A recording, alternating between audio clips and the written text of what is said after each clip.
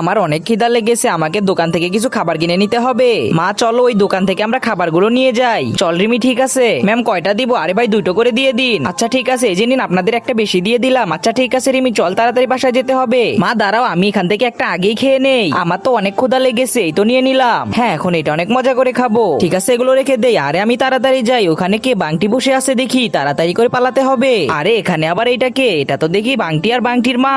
বাংটির মা মনে হচ্ছে অনেক অসুস্থ, একটা কাজ করি এখান থেকে বাংটিকে একটা খাবার দিয়ে দেই। এই যে নাও বাংটি, এটা তুমি খেয়ে নাও। আচ্ছা আপু ঠিক আছে ধন্যবাদ। আরে এখানে দেখি আরেকটা আছে, এটা রিমিকে দিয়ে দে। এই নাও রিমি খেয়ে নাও। আরে না আপু লাগবে না, আরে নাও বলতেছি। ঠিক আছে আপু তাহলে আমি নিচ্ছি। আরে এটা খেতে তো অনেক মজা। আচ্ছা ঠিক আছে আমি চলে যাচ্ছি। হ্যাঁ তাহলে এখন আমি বাসায় চলে যাই। তারপরে কি হয়েছিল সেটা দেখার আগে আপনি কাকে বেশি ভালোবাসেন, সুন্দরী মেয়েটাকে নাকি কলিজার বাবাকে? যদি আপনি আপনার কলিজার বাবাকে বেশি ভালোবেসে থাকেন তাহলে চ্যানেলটি সাবস্ক্রাইব করে ভিডিওটি শেয়ার করে দিবেন আর কমেন্ট বক্সে লিখে যাবেন আই লাভ বাবা। আর আপনি যদি কিছুই না করেন তাহলে আমি ভাববো আপনি সুন্দরী মেয়েটাকে পছন্দ করে। আরে কি ব্যাপার, সাদিয়া দেখি এখনো বাসায় যায়নি। আরে তাড়াতাড়ি অর্ধেকটা মাকে দিয়ে দে। এই যে মা এটা নাও, তুমি খেয়ে নাও। আরে আমার মেয়ে তো আমাকে অনেক ভালোবাসে, আমার অনেক